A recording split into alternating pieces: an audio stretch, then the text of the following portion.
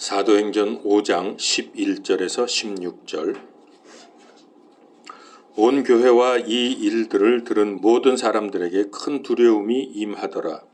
사도들의 손을 통하여 백성 가운데 많은 표적들과 이적들이 일어나며 그들이 다 한 마음이 되어 솔로몬의 주랑에 있었고 나머지 사람들 중에서는 감히 그들에게 연합하는 사람이 없었으나 백성은 그들을 칭송하더라.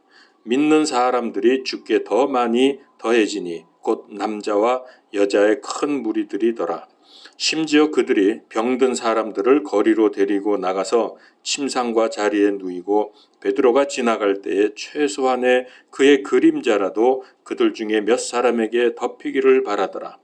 주변 도시들에서 나온 무리도 병든 사람들과 부정한 영들에게 괴로움을 당하던 사람들을 데리고 예루살렘에 왔는데 그들도 다 고침을 받으니라. 아멘. 지난번에 제가 미국에 가서도 그랬지만은 이번에 태국과 라오스 방문은 선교 현장으로서 영적 전쟁이 아주 치열한 경험을 했습니다. 태국은 복음이 들어간 지가 지금 150년이 되었습니다. 우리나라보다 더 먼저 들어갔습니다. 그러나 대부분 힌두교의 영향을 받은 불교도들이고요. 또 라오스도 마찬가지입니다. 여기는 공산국이라서 직접 선교가 불가능합니다. 태국은 선교가 가능하지만은 매우 어렵습니다. 거기 선교사님께 얘기를 들었더니 물론 첫째 이유는 종교 분포가 가장 큰 이유겠지만은 그 외에도 의료 시스템이라든가 기술이 저는 태국이 그 정도로 발전되어 있는지 몰랐습니다.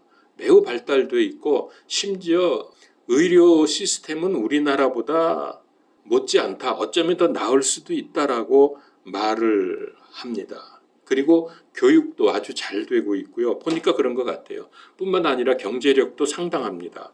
대체로 사회가 전반적으로 안정되어 있어서 그러기 때문에 하나님을 믿어야 할 이유가 없다는 것입니다. 대체로 잘 되니까. 그래서 태국이 참 선교하기가 어렵다고 하고요. 또 라오스는 외국인은 선교를 하면 안 되고 또 여러 가지 제약이 많습니다. 자, 이런 이유들로 인해서 선교가 매우 어렵습니다. 그리고 이제 태국하고 국경을 접하고 있는 나라가 그 외에도 중국이 있고 미얀마가 있습니다. 이런 나라들을 품고 기도를 하면서 지금 사역을 하고 있는 중입니다. 거기 선교사님. 인간적으로는 어렵지만 지금은 마지막 때이기 때문에 급하게 복음을 전해야 합니다. 그래서 성령님께서도 강하게 역사하시기 때문에 우리가 올바른 복음 사역으로 헌신한다면 성령님께서 역사하실 겁니다. 많은 열매를 거둘 수 있을 겁니다. 이게 마지막 때의 특징 아닙니까? 그렇기 때문에 사단의 세력도 더 강하게 역사를 합니다. 그래서 복음의 최전선에 가보게 되면 영적 전쟁이 얼마나 대단하고 현실적인 문제로 나타나는지 경험을 하게 됩니다. 저도 이번에 아주 찐하게 이걸 경험을 했습니다. 이번에 태국, 라오스 신학생과 목회자 수련회를 하는데 계획하는 단계에서부터 얼마나 큰 방해 공작이 있었는지 제가 들어보니까 소름이 돋을 지경입니다. 간략하게 말씀을 드리죠. 수련회를 준비하기 한 달 전부터 손영규 선교사님인데 이분이 갑자기 큰 교통사고를 당했습니다. 교통사고를 당한 게 아니라 교통사고를 일으켰어요, 이분이. 세븐일레븐 편의점 물건을 가득 실은 트럭을 받은 거예요. 그래가지고 얘기가 그 물건들이 다 망가져서 전부 보상을 해야 되는데 그 물건값이 한 우리나라 돈으로 5천만 원 정도라고 합니다. 그 트럭을 쳤더니 트럭이 또다시 앞차를 치고 이렇게 해서 차값만도 한 5천만 원. 그래서 총 1억 정도를 배상해야 하고 그렇게 너무나 이게 크니까 범죄인 명단에 올라가게 되고요. 그 다음에 출국 금지령을 당할 정도로 그렇게 큰 일이 벌어졌습니다. 저 같아도 그래요. 그렇게 일을 당하면 야 이번에 수련회를 할 수 있겠나 하는 절망감에 빠지게 되죠. 그 사고 수습 때문에 정신이 없는데 그 와중에 통역을 해야 될 솜찡이 또 2주 전에 아시죠? 예, 사고가 터졌습니다. 그 사고가 왜 터졌나 봤더니 부부싸움을 아주 심하게 했어요. 그리고서 이 부인이 사라졌습니다. 아무리 찾아도 없어요. 그래서 경찰에 신고하고 스마트폰의 그 추적을 통해서 찾아갔더니 산속 깊은 곳에서 자살하려고 준비하고 있는 단계에서 찾았답니다. 자살 준비를 다 해가지고 들어간 거예요. 그래서 이 솜찡이가 잘못했다고 싹싹 빌어가지고 다시 데려왔는데 그러니 정신적으로 얼마나 흔들렸겠습니까? 3층 지붕 위에 올라가서 공사하다 떨어진 거예요. 그래가지고 두개골이 깨져서 뇌 3분의 1이 밖으로 흘러나왔습니다. 이 상황과 사진을 미국의 뇌 전문의에게 보냈더니 죽는다고. 그 사람 말은 90%가 죽는다고 그랬답니다. 뭐 혹시 모르니까 10%는 남겨뒀나 봐요. 근데 죽는 거죠. 뇌가 3분의 1이 바깥으로 나왔으니까. 그래서 일단은 흘러나온 뇌를 집어넣고 플라스틱으로 막아놓고 깨진 두개골을 찾아가지고 그거에다가 그 드릴로 구멍을 뚫어서 갖다가 다시 박아서 제가 그거 봤어요. 그 솜찡이를 봤는데 그래가지고 철사로 막 이렇게 꿰매놨더라고요. 여기 이렇게 이만큼이 깨져 나간 거예요. 그 사람도 문제지만 수련회가 통역이 안 되잖아요. 다 죽는다고 하는데. 자, 근데 놀라운 거는 2주 만에 그랬던 사람이 살아나가지고 수련회장을 온 거예요. 여러분 이게 가능합니까? 이건 뭐 1년 내내 혹은 혹시 의식이 와도 이거는 거의 뭐 반신불수 내지는 숨만 쉬는 그런 상태일 텐데 걸어서 왔어요. 자기가 차 타고 걸어와서 거기 와가지고 왔다 갔다 해요. 이건 정말 기적 중의 기적입니다. 자, 이런 일을 당하면서 이번 수련회는 불가능하다는 판단을 했는데 이 선교사님이 하도 정신이 없으니까 저한테 오지 말라는 통보를 잊어버린 거예요. 안 된다고. 저도 이것도 걱정을 했거든요. 이런 일들이 터졌는데 이게 되겠냐? 그런데도 뭐 이번에 못한다는 통보가 없으니까 저는 그냥 갔어요. 일단. 근데 여러분 이게 끝이 아닙니다. 저는 이제 또 강의를 시작하려고 하는데 어떤 일이 벌어졌냐?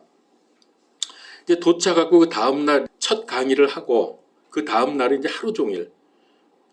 그러니까 1강이 처음에 있었고 2강, 3강, 4강이 아침, 점심, 저녁으로 그냥 빽빽하게 만들어 놨더라고요. 첫 강을 하려고 이제 가려고 하는데 정신이 핑 도는 거예요. 어지러워서. 약간 움찔하면서 이게 뭐지? 왜 갑자기 이러지? 그러면서 벽 짚고 일어나서 이제 슬근슬근 올라갔어요. 강의실로.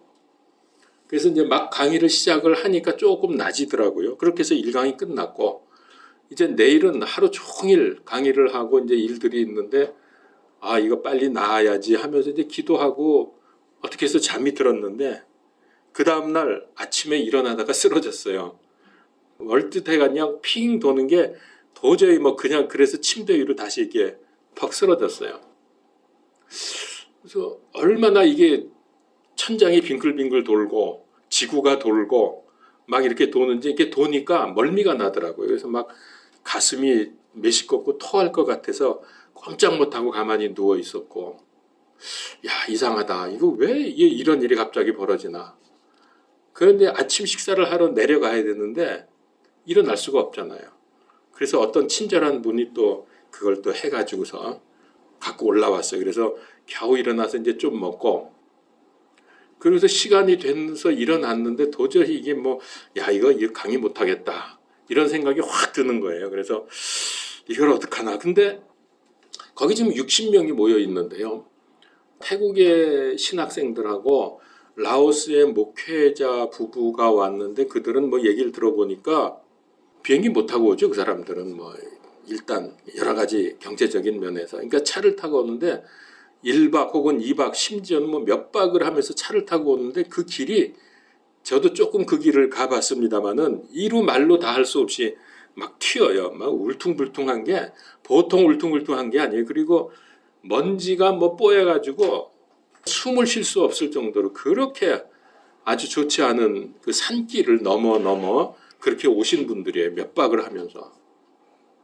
그런 분들이 거기 모여 있는데 나 어지러워서 못하겠다 할 수도 없고, 그래서 일단 죽기 살기로 슬금슬금 일어나서 이제 벽 짚고 일어나서 살살 올라갔죠.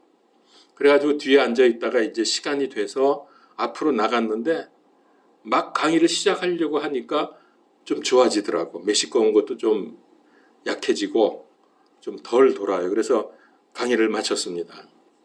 그리고 이제 점심 먹고 또 강의하고, 저는 그게 계속 그래. 잠깐 쉬어서 도저히 앉아있기가 힘들어서 내려와서 침대에 누워있다가 일어나면 하늘이 빙글빙글 돌고 어지럽고 메시껍고 토할 것 같고, 그거를 4강이 끝날 때까지 계속 그러면서, 강의를 시작하면 좀 나아지는데 조금만 쉬는 시간만 있으면 막 도는 거예요 이게. 근데 여러분 놀랍죠? 그렇게 해서 어떻게 해서 강의가 끝났는데, 강의 끝나고 그 다음날 일어나니까 멀쩡해요. 여러분 이게 그냥 제가 몸이 갑자기 약해졌다가 갑자기 회복이 된 거라고 그렇게 할 수 있겠습니까? 이건 뭐 분명하죠. 복음 막으려는 마귀가 공격을 한 거죠. 저는 이제 이걸 보면서 생각해 보니까 가장 핵심적인 세 사람이 아주 집중 공격을 받았구나 하는 생각이 들었어요. 첫 번째는 기획하고 진행해야 할 선교사님이 교통사고로 엄청난 재산 피해를 당했죠. 범죄인이 됐죠. 출국 금지까지 당할 뻔했는데 그 솜찡이가 이거를 많이 뭐 어떻게 연결해서 막아줬다고 합니다. 그래서 겨우 사역을 계속하게 됐어요. 그거 출국 금지 풀리지 않았으면 라오스 가지도 못했어요. 자, 그런데다가 솜찡이가 통역을 해야 되는데 머리가 깨져서 중환자실에 들어가 있죠. 저는 강의해야 되는데 어지러워서 비틀거리고 있죠. 아주 집중적으로 가장 그 중요한 세 사람을 마귀가 공격을 한 거예요. 그러니까 세 사람이 다 그런 말을 했어요. 아, 이번에 수련회 못하겠다 이런 생각이 다 들더라는 겁니다. 저도 그랬고요. 이게 어지러우니까 이거 강의 안 되겠다 싶은 생각이 들었고요. 근데 어떻게 해서 다 끝냈습니다. 여러분, 근데 이 통역을 못하니까 이분이, 근데 참 놀라운 거는 있어요. 첫 번째 이제 오프닝 서비스 뭡니까? 개회 예배 이제 다른 목사님이 하셨는데 솜찡이가 통역을 하더라고요. 글쎄, 그렇게 하고 와가지고 와, 정말 어떻게 저렇게 회복이 되는가 하면 상상할 수 없는 일들이 계속 벌어진 거예요. 그리고 마지막 그 폐회 예배도 솜찡이 또 통역을 해요. 그리고 저는 이제 그 선교사님이 통역을 했는데, 선교사님이 이제 어쩔 수 없이 자기가 해야 되니까 나는 거기 왔지.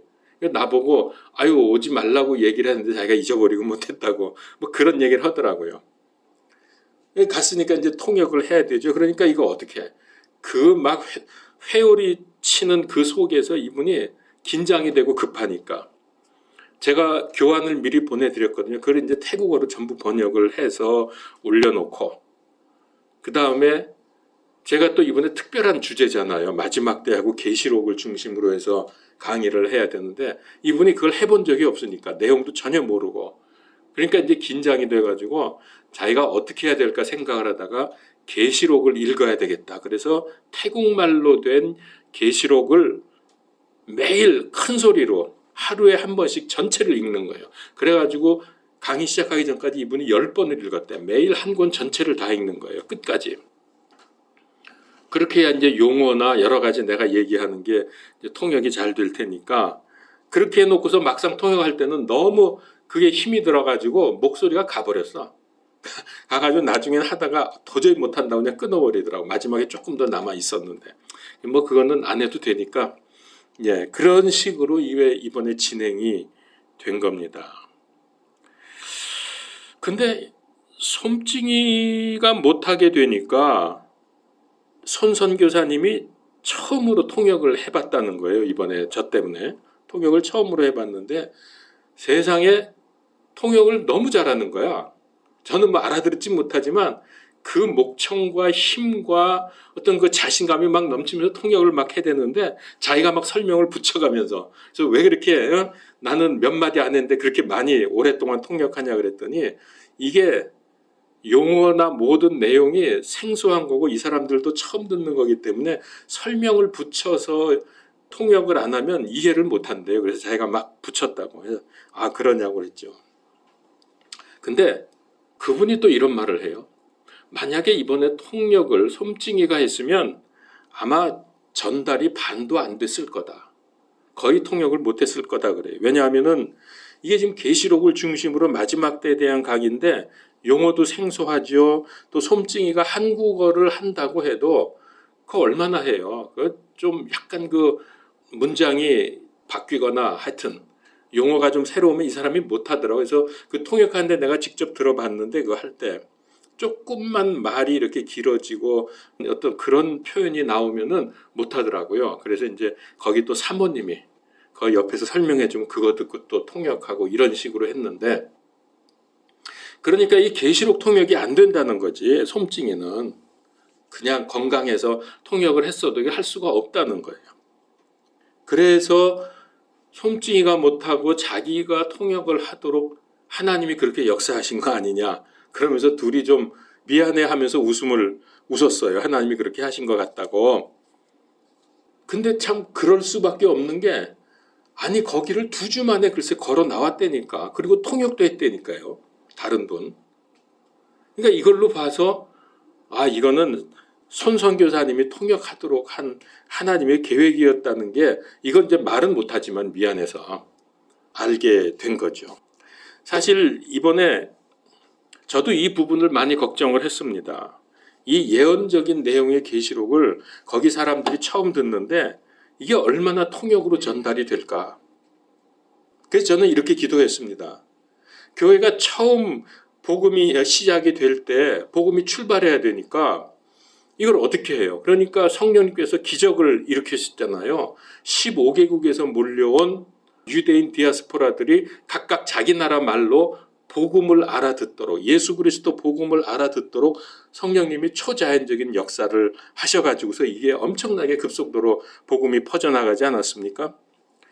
그러니까 이제 교회의 마지막 복음의 마지막 시대에도 성령님 그렇게 역사하셔서 마지막 때에 관한 말씀이 잘 전달될 수 있도록 그렇게 성령님 역사해달라고 제가 그렇게 기도를 했는데 응답된 것 같아요. 아 글쎄 그 손 선교사님이 얼마나 통역을 잘하는지 자기도 통역하면서 깜짝 놀랐대요. 내가 이렇게 통역을 잘하나 그러면서. 정말로 그분이 그랬어요. 그리고 그 사모님이 좀 깐깐하신 분인데 맨날 이렇게 쿠사리를 주는데 처음으로 뭐 손 선교사님 얘기에 처음으로 자기가 칭찬받았대. 사모님한테 통역 잘했다고 그러면서. 근데 통역하는데 옆에서 보니까 힘이 나요. 그리고 막 자신감이 넘치고 그러더라고요. 아 하나님이 역사하시는구나 하는 것을 느끼게 되었습니다.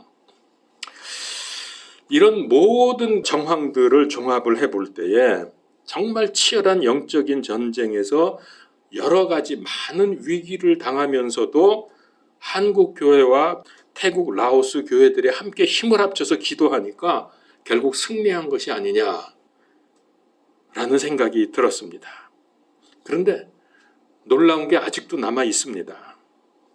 강의를 들은 신학생들, 목회자들이 지금까지 단 한 번도 포럼을 해본 적이 없어요. 그리고 뭐 그렇게 열심히 배우려고 이렇게 다가서는 그런 스타일도 아니거든요. 더운 나라 사람들이 되게 그렇거든요.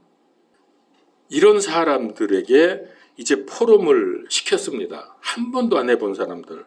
어떻게 했냐면 강의가 끝나면 7, 8명씩 그룹을 이렇게 나누어서 지어가지고 강의 내용을 서로 확인해보고 잘 들었는지 그리고 자기 의견을 얘기하고 질문할 거 있으면 질문하도록 그룹별로 포럼을 시켰거든요. 여러분 아시죠? 포럼은 전에 해본 경험이 없으면 이게 잘 안 됩니다. 그냥 할 말도 없고 생각도 안 나고요. 거의 안 되는 게 사실이거든요. 여러분 잘 아시죠? 포럼을 많이 해본 사람들도 자기 순서 돌아오면 어떻게 돼요? 통과, 이하 동문 그러지 않습니까? 할 말 없다 그러고 지나가는데 저들이 포럼을 하는 모습을 보니까요, 얼마나 진지한지 시간이 모자랄 정도예요. 시간이 모자라서 끊고 이제 모이라고 하고, 그리고 포럼이 끝나면은 내용을 간추려서 한 조씩 나와서 발표하라 했는데, 세상에 그 내용이 얼마나 알차고 아주 근본적인 문제를 다루는 것을 제가 보았습니다. 전부 포럼의 대가들 같아요. 이제 가장 공통적으로 나온 얘기가 뭐냐면, 왜 이번 수련회에서 마지막 때와 계시록을 공부해야 되는지 지금까지 못 들어본 거니까 그걸 이해했다는 거예요. 그러면서 이거를 꼭 이번에 해야 되는 게 놀라웠다. 꼭 필요한 강의였다. 이게 전부 공통적인 내용이에요. 조마다. 그리고 다음 수련회에 꼭 오겠다고 그렇게 얘기를 하고, 다음 수련회 올 때는 혼자 오지 않고 같이 와야 될 사람이 있다. 뭐 이런 얘기도 하더라고요. 이 정도면 대성공이죠. 그래서 이 선교사님도 놀라는 거예요. 이 정도일 줄 몰랐다는 거예요. 거의 포럼이 안 될 걸로 이렇게 생각을 했는데, 그래서 이번에 시작으로 해서 앞으로 계속 좀 하면서 이런 그 포럼을 앞으로 계속 해보자 이렇게 시작한 건데, 놀랍게 너무너무 잘하는 거야. 근데 여러분, 아직도 이게 끝이 아닙니다. 모인 사람들 중에서 가장 은혜 받은 사람이 누구냐? 누굴 것 같아요? 거기 모인 사람 중에 최고로 은혜 받은 사람, 그 사람이 누구냐면 통역한 선교사님 자신이에요. 이 말을, 자기가 최고로 은혜 받았다는 말을 몇 번을 하는 거예요, 나한테. 저는 처음에 그 얘기를 하길래 인사 정도 하는구나 이렇게 정말로 그렇게 생각했어요. 뭐 그렇죠, 감사합니다. 또 두 번째 그 얘기를 자기가 최고로 은혜 받았다고. 그래서 아이고 참 예의도 바르시네. 이제 저는 이제 그랬거든요. 근데 좀 있다가 그 다음 날인가 세 번째 또 그 얘기를 하는 거예요. 그래서 이 사람이 정말 좋았나 보다. 그러고 지나갔는데 그 다음에 또 얘기를 하는 거예요. 자기가 최고로 은혜 받았다는 거예요. 그러면서 하는 얘기가, 선교 현장에 어려움이 많이 있지만 여기 사람들은 우리와 다르다고. 그래서 이 목사들도 직업적으로 하는 그런 목회자들이 많다는 거예요. 그러니까 사명감이 없죠. 그냥 하는 거예요. 그냥 그렇게. 그러면서 이제 뭐라 그래요? 월급 받는, 돈 받고 뭐 이렇게 그냥 하는 거예요.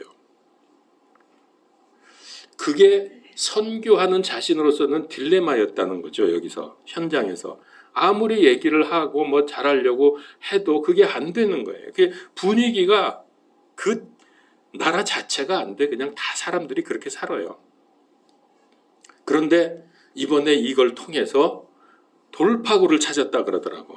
그러면서 자기가 그래요. 자기가 통역을 하면서 이 마지막 때의 내용을 들으면서 긴박성, 사명감, 열정, 이걸 통해서 불어넣을 수 있다는 생각이 들면서 자기가 너무 좋았다는 거예요. 그래서 막 힘이 나더래요. 드디어 돌파구를 찾았구나. 그러면서 너무나 할렐루야였다고 그렇게 말을 하더라고요. 그러면서 저보고 그래요. 자기가 이제 이 부분을 열심히 공부를 하겠대요. 공부해서 선교 현장에 적응해서 지금 이 벽을 깨야 된다. 두꺼운 벽을 깨야 되니까 내가 알고 있는 거, 가지고 있는 자료 다 내놓으라는 거예요. 저보고. 다 내놓으라고. 그래서 제가 그랬죠. 뭐 그렇게 하겠다고. 그러면서 제가 이분은 정말 좋은 열매를 맺는구나 하면서 따로 그분하고 둘이서만 따로 시간을 몇 번을 가졌어요. 아무도 없는 데서 몰래. 그래가지고 거기서 그냥 집중적으로 특별 과외 공부를 시켰죠. 이분이 너무 좋아하는 거예요. 그러면서 제가 몇 가지 주제를 이제 좀 그 강의 때 못한 거를, 새로운 주제들을 몇 가지를 좀 집중적으로 이야기를 해주고, 그 다음에 같이 토론하고, 그렇게 하면서 아주 이분이 굉장히 놀라워하는 거예요. 저한테 그분이 이런 말을 해요. 한 목사님, 이렇게 성경적인 목사인지 몰랐대. 나보고 그런 말을 하더라고요. 왜냐하면 제가 말하는 모든 걸 다 성경을 제가 다 구절을 대면서 찾아보면서 그렇게 강의할 때도 그랬고, 이분 과외 공부 시킬 때도 그랬고. 그러니까는 자기가 할 말이 없는 거지. 자기는 그런 생각 하지도 못했고 다른 생각을 했었는데 성경에 보니까 있거든요. 할 말이 없는 거지. 그러면서 모든 자료 다 내놓고 자기한테, 그리고 앞으로 계속 와달라고 그러더라고요. 그래서 그렇게 하겠다고. 하나님이 허락하시면 되는 거죠. 참 저도 많이 기뻤습니다. 그리고 또 제가 또 기뻤던 이유는 이 지금 딜레마와 벽에 부딪혀 있는 이 선교 현장을 돌파할 수 있는 메시지를 하도록 제가 하나님께 쓰임 받았다는 게 너무 감사한 거예요. 또 그러고 나니까 하나님이 더 좋아졌어. 제가 아직도 할 말은 많은데 또 이것만 다 말할 수는 없잖아요. 다음에 기회가 되면 좀 얘기를 하고, 하여튼 이렇게 해서 여기까지 마치고 왔습니다. 제가 대충 말씀을 드렸으니까 이제 앞으로 여러분 세계 선교와 동남아 선교를 위해서 우리 기도를 좀 많이 합시다. 거기 가니까 기도 안 할 수가 없는 상황들을 많이 봤어요. 특별히 라오스에 가가지고 거기 이제 예배 드린 거 여러분 사진으로 보셨죠. 뭐 다녀보고 이렇게 했는데 와, 여긴 정말 가만히 있을 수가 없어요. 그러면 나쁜 놈 되겠더라고. 모른 척하고 지나가면은. 하여튼 그런 그 현장을 보면서 하나님이 이 현장을 나에게 보여주신 이유가 뭔가 하는 생각도 하게 됐고요. 자, 이 선교 현장의 일들을 보면은 여러분 성경에서 특별히 사도행전에 있는 선교 사역과 너무나도 잘 연결이 된다는 것을 알 수가 있습니다. 자, 오늘 말씀은 베드로를 비롯해서 사도들을 통해서 복음이 선포되니까 14절에 보세요. 믿는 사람들이 주께 더 많이 더해지니 곧 남자와 여자의 큰 무리들이더라. 얼마나 많은 사람들이 모여들었는지 이 복음이 선포되니까. 근데 사람들만 모여든 게 아니에요. 그렇게 되면서 여기 보니까 치유의 역사가 일어난 거예요. 심지어는 베드로의 그림자만 덮여도 병자가 날 정도로. 그리고 마지막에 보니까 주변 도시들에서 나온 무리도 병든 사람들과 부정한 영들에게 괴로움을 당하던 사람들을 데리고 예루살렘에 왔는데 그들도 다 고침을 받으니라. 그러니까 교회가 부흥하고 역사가 막 일어나는 거죠. 자, 근데 이런 부흥과 역사가 일어나는데 마귀가 가만히 있겠습니까? 절대로 그렇지 않죠. 자기의 진이 깨져나가고 있는데 가만히 있을 수가 없죠. 그래서 마귀가 이걸 알았어요. 이런 일이 일어날 걸 알았기 때문에 부흥의 역사가 일어나기 전후에 마귀가 역사를 하는 거예요. 그래서 그 앞에 1절부터 10절까지 보게 되면은 잘 아시는 대로 아나니아와 삽비라 부부가 부부 죽음 사건이 일어났습니다. 그리고 부흥의 역사가 일어난 다음에는 또 어떤 일이 벌어졌습니까? 이 유대 교권자들이 난리를 치면서 사도들을 잡아다가 감옥에다 넣은 거예요. 그러니까 부흥의 사건 앞뒤로 거기 보시면 5장에 그대로 다 나오잖아요. 이 부흥 사건 앞뒤로 마귀가 막 발광을 하는 거예요. 그냥 둘 수가 없는 거죠. 자, 그런데 거기 이 앞뒤의 두 사건이 사실 보면은 복음을 전할 수 없을 정도로 굉장히 큰 사건입니다. 이게 얼마나 무서운 사건이었냐 하면은 여러분 한번 생각해 보세요. 만약에 어느 교회에서, 우리 교회는 뭐 숫자가 워낙 작으니까 좀 덜 하더라도 어느 교회에서 부부가 갑자기 교회 안에서 죽었다.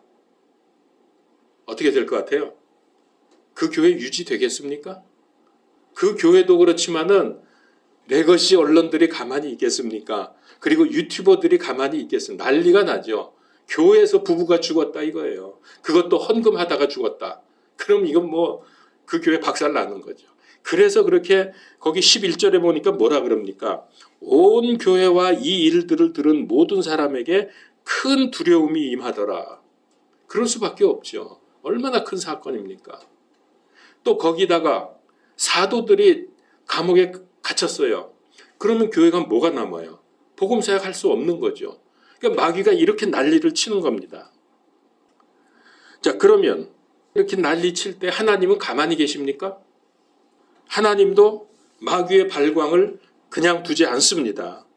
부부 사망 사건에도 교회가 부흥하게 하셨고 감옥의 핍박에는 천사를 보내셔서 옥문을 열어주셔서 더욱더 생명의 복음이 전파되게 하셨습니다. 자, 우리가 이 말씀을 믿는다면 복음 때문에 받는 핍박과 문제가 올 때에 물러서지 않을 것입니다. 오히려 그 어려움을, 그 고난을 복음의 기회로 삼으면은 더 큰 역사가 일어나지 않겠습니까? 그게 성경이 우리에게 보여주는 이 내용이고, 그게 이번에 제가 태국에서 경험한 거예요. 그렇게 놀라운 결과를 가져오리라고 상상도 못했지. 그 막 시작하기 전에 난리를 치고 뭐 사고 나고 어지럽고 그냥 뭐 교통사고 나고 별일이 다 일어났는데, 근데 수련회의 결과는 참 놀라웠거든요. 그러니까 이런 걸 보면은 우리가 어려울 때 야 이거 안 되겠다, 큰일 났다 그러고 움츠러들면 안 돼요. 그럴수록 그것이 더 복음의 기회로 바뀌도록 기도하면서 정확하게 밀고 나가면 하나님이 이렇게 역전을 시켜주신다니까. 자, 거기 5장 41절 42절을 보세요. 그러니까 이 고난을 다 당하고 나서 이야기입니다. 그들은 자기들이 그분의 이름으로 인해 수치를 당하는 일에 합당한 자로 여겨진 것을 기뻐하며 공회 앞을 떠나니 그들이 날마다 성전에서와 모든 집에서 예수 그리스도를 가르치고 선포하는 것을 그치지 아니하니라. 바로 이겁니다. 그러니까 복음이 더 확산이 돼요. 문제가 일어나면. 그래서 감사할 수가 있는 거예요. 절대로 물러서면 안 되고, 물러서면 마귀에게 당하는 거죠. 자, 근데 여기 앞뒤 사건을 보세요. 조금 더 특징을 우리가 볼 수가 있는데, 아나니아와 삽비라 사건은 교회 안에서 일어난 사건입니다. 내적인 사건. 그 다음에 감옥에 갇힌 것은 외적인 핍박입니다. 교회 안팎으로 마귀가 공격을 하는 거예요. 물론 교회 안의 문제가 더 심각하고 더 큰 문제입니다. 당연히 그렇죠. 교회 안의 분열, 교회 안의 사고, 여기서는 부부가 죽어버렸으니까 얼마나 엄청난 일입니까? 그럼에도 불구하고 하나님을 우리가 믿고 흔들리지 않고 물러서지 않고 밀고 나아가서 복음을 전할 때에 하나님께서 능력으로 승리를 주신다는 거죠. 그러니까 선교 현장에서 우리가 제대로만 하면 일단은 항상 마귀가 치열한 영적 전쟁을 걸어옵니다. 근데 만약에 여러분 영적 전쟁의 최전선에서 이거 안 되겠다 그러고 대충 물러서든지 제대로 하지 않고 비실비실거리면 여러분 마귀는 별로 그렇게 긴장을 안 합니다. 그러면 그냥 조용해요. 놔둬도 되니까 그런 것들은. 그렇게 되면 잘 굴러가요. 사람들 보기에. 선교도 그냥 잘 되고 사람도 많이 모이는 것 같고 심지어는 수천 명씩 모여듭니다. 선교 잘하는 것 같죠. 미안하지만 여러분, 그러니까 선교사님들도 세 종류가 있어요. 첫째는 편하게 생색내면서 나 선교한다 하면서 교회마다 다니면서 선교원금 이렇게 모아가지고 편안하게 그냥 그렇게 또 그거 가지고 사람들 뿌리면서 모아들고 뭐 그런 예가 많이 보고가 됩니다. 그래서 선교사님 계실 때는 뭐 몇천 명씩 모였다가 딱 떠나면 싹 없어져 버려. 완전히 없어져 버려. 그런 보고 여러분 들어보셨습니까? 많아요, 그런 경우가. 돈 뿌리는 선교가 아무것도 아니죠. 그 다음에 두 번째는 그 정도는 아니지만 웬만큼 적당하게 하는 거예요. 안 하는 것도 아니고 하는 것도 아니고 그냥 적당하게. 뭐 그래도 괜찮죠. 그 다음에 세 번째는 목숨 걸고 하는 분들이 있습니다. 오늘 여기 말씀에 보면은 교회 안에도 이렇게 세 종류의 교인들이 있다는 거예요. 자, 봅시다. 첫 번째는 문제와 위기와 핍박에도 한 마음으로 합쳐서 교회를 세우고 복음을 전하는 사람들이 있습니다. 14절입니다. 믿는 사람들이 주께 더 많이 더해지니 곧 남자와 여자의 큰 무리더라. 그러니까 교회가 이렇게 어려움 당하고 핍박이 있는 거 알면서도 모여드는 거예요. 이 사람들은. 왜? 복음이 맞으니까. 그런 사람이 있는가 하면 두 번째는 예수님과 예수님을 따르는 사람들에게 긍정적입니다. 그런데 교회 공동체에 들어가면 어떤 일이 벌어져? 자기한테 문제가 오고 손해보고 핍박이 오는 것을 생각해서 참여를 안 해. 참여하는 걸 두려워하는 사람들입니다. 그러니까 이런 거예요. 교회는 좋게 생각하지만 교회와 믿음으로부터 멀찍이 떨어져서 관망하는 사람들, 그게 13절 사람들이에요. 보세요. 나머지 사람들 중에서는 감히 그들에게 연합하는 사람이 없었으나 백성은 그들을 칭송하더라. 예, 좋게 생각을 해요. 근데 연합은 안 해. 왜? 자기한테 손해가 올까 봐. 이런 사람들이 있단 말이에요. 세 번째 부류는 어떤 사람들입니까? 복음에 노골적으로 대적하는 자들입니다. 교회를 막고 방해합니다. 당시에는 주로 유대 교권자들, 제사장들, 사두개인, 바리새인들, 서기관들. 그래서 17절에 보니까 이에 대제사장과 또 그와 함께 있던 모든 자들 곧 사두개인들의 분파가 분노가 가득한 채 일어났다 그랬죠. 이건 이제 핍박이 예고가 되는 겁니다. 여기서 핍박을 예고한 대로 그대로 일이 진행이 됩니다. 만약에 여기서 사도들이 대충 복음, 엉터리 복음 전했다고 하면 이런 곤욕이 없었을 겁니다. 그러나 정확한 복음, 원색적인 복음을 전하니까 기적이 일어났고 치유 역사가 일어나고 동시에 사단이 공격을 합니다. 그게 17절 이하에 쭉 나오는 얘기입니다. 자, 사도들을 통해서 복음이 급속도로 퍼지니까 교회 안팎에 큰 문제들이 터졌지만은 멈추지 않았습니다. 복음을 멈추지 않았어요. 오히려 그 일로 인해서 교회가 든든히 세워지고 더 왕성해졌습니다. 이 성경 말씀을 오늘 우리 상황에 대입을 할 필요가 있죠.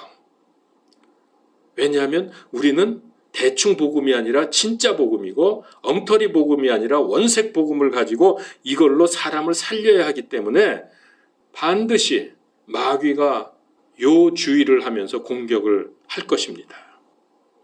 그러나 거기에 흔들리지 않고 복음 사역을 계속해 나아갈 때 교회는 왕성해지고 하나님의 뜻이 이루어진다.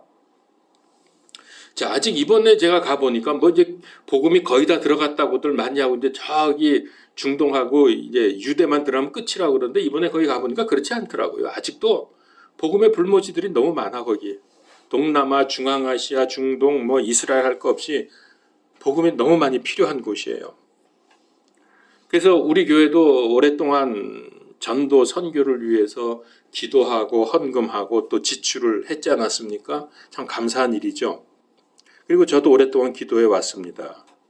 이제 하나님께서 우리에게 어느 곳에서 어떤 사역으로 문을 열어주실지 모르지만은 기대가 됩니다. 이번에 이 목회자 수련회를 못하게 하려고 사단이 안팎으로 집중 공격을 했지만은 결과는 놀라웠고 무엇보다도 선교사님 자신이 큰 은혜를 받은 것이 매우 고무적이라고 생각됩니다. 왜냐하면 선교사님이 변화되고 힘을 얻으면 현장이 변화가 되고요. 그러면 생명의 역사가 일어날 가장 중요한 요소가 된 거 아닙니까? 선교사가 힘이 없고 매너리즘에 빠져 있고 벽에 부딪혀서 앉아 있으면 그 선교 현장은 죽은 거죠. 근데 우리 선교사님이 이번에 큰 은혜를 받고 돌파구를 찾았다고 말했습니다. 그래서 우리가 측면 지원도 하고 또 정면 돌파도 같이 도와주고 이걸 해야 되겠다는 생각을 해봤습니다. 참 감사한 게 그분이 나보다 나이가 많아요. 선교사님이. 물론 한 살 더 많은데 참 진지하고 순수하고 열정적인 선교사님입니다. 그래서 그분하고 연결된 게 참 진실로 감사했고 그동안 우리가 기도한 게 하나님이 지금 이렇게 열어주시는가 하는 생각도 해봤습니다. 어쨌든 그거는 하나님께서 열어주시는 대로 우리가 복음 사역을 할 것이지만은 우리는 정말 선교의 열정을 가지고 선교의 마인드를 가지고 뜨겁게 이제는 그냥 왔다 갔다 하면서 그렇게 할 때가 아니잖아요. 우리 그건 너무 잘 알잖아요.